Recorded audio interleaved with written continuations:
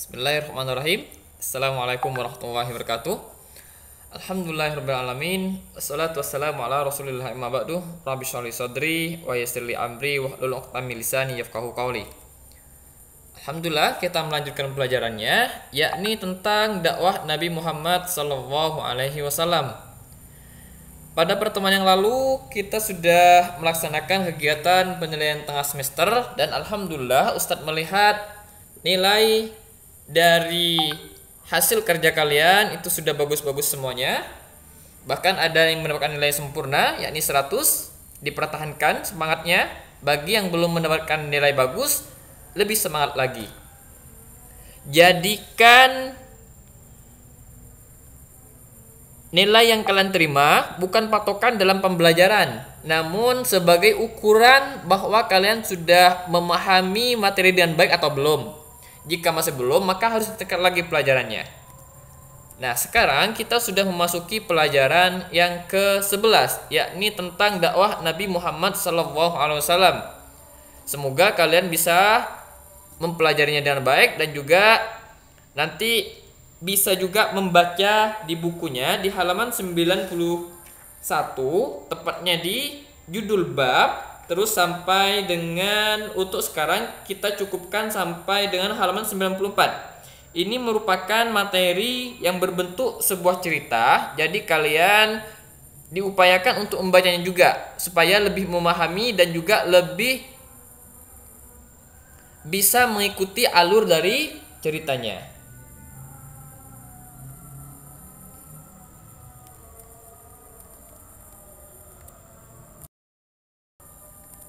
Nah, dakwah Nabi Muhammad SAW ini dimulai ketika Nabi Muhammad menerima wahyu. Setelah Nabi Muhammad menerima wahyu yang pertama, yakni surat Al-Alaq, dijelaskan di sini bagaimana Nabi Muhammad merasakan ketakutan ketika berada di Gua Hira dan didatangi oleh malaikat Jibril, terus disuruh membaca, Iqra, bacalah. Nabi Muhammad tidak membaca sampai diulangi 3 kali, baru Nabi Muhammad membaca, Iqra bismi rabbikal ladzi khalaq. Khalaqal insana min 'alaq, Iqra wa rabbukal akram, alladzi 'allama bil qalam, 'allamal insana ma lam ya'lam.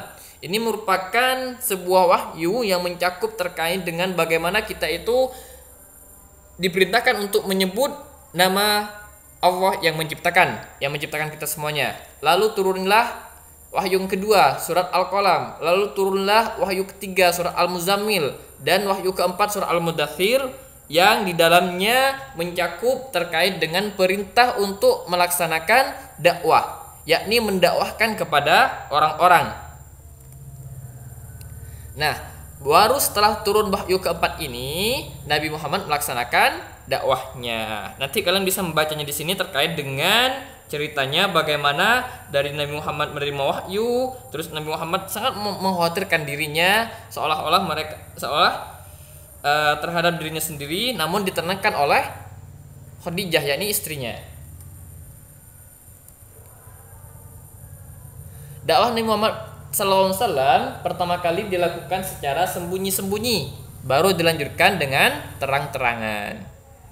Kenapa dilakukan sembunyi-sembunyi? Karena pada waktu itu banyak orang-orang musyrikin Quraisy yang bisa jadi tidak menerima dakwah Nabi Muhammad, bahkan bisa jadi mencelakai Nabi Muhammad, menzalimi Nabi Muhammad SAW.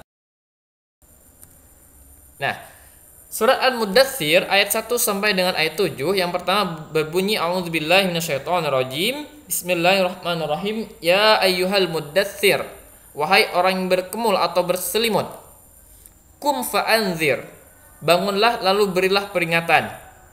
Wa rabbaka fakabbir, dan agungkanlah Tuhanmu. Di sini sudah ada ini ada seruan terkait dengan Nabi Muhammad yang waktu itu minta diselimuti oleh Khadijah, atau dalam artian lain untuk seruan bagi orang-orang yang ketika tidur disuruh segera bangun untuk memberikan peringatan kepada manusia. Wathiyabaka fatahhir, dan bersihkanlah pakaianmu. Di sini adalah terkait dengan bagaimana membersihkan pakaian secara zahir maupun membersihkan badan kita dari perkara-perkara dosa. Nah, warrujzafahjur, dan tinggalkanlah segala perbuatan keji. Ini ada kaitannya apa yang saya jelaskan tadi terkait dengan ayat sebelumnya.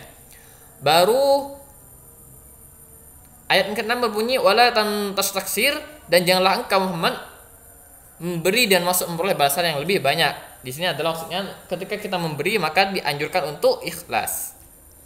Wali rabbika fasbir, dan karena Tuhanmu bersabarlah. Ini adalah perintah ketika kita itu melaksanakan dakwah maka dianjurkan untuk bersabar. Nah, dakwah sirri. Dakwah sirri ini adalah dakwah secara sembunyi-sembunyi yang berjalan selama 3 tahun. Jadi cukup lama Nabi Muhammad melaksanakan dakwah secara sembunyi-sembunyi. Nabi Muhammad mendakwahkan di sini secara sembunyi-sembunyi ataupun dengan melaksanakan kepada orang-orang terdekatnya. Setelah menerima wahyu, Nabi Muhammad mendakwahkan Islam kepada orang terdekat sehingga masuk Islam. Orang pertama kali masuk Islam disebut dengan as-sabiqunal awwalun. Ini sudah dijelaskan di insya Allah ini di kelas 4 as-sabiqunal awwalun, terkait dengan orang-orang yang mula-mula masuk Islam.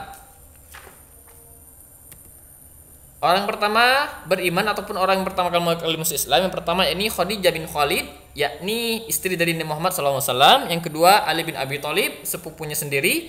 Zaid bin Harithah, pembantunya Nabi Muhammad. Abu Bakar, sahabatnya Nabi.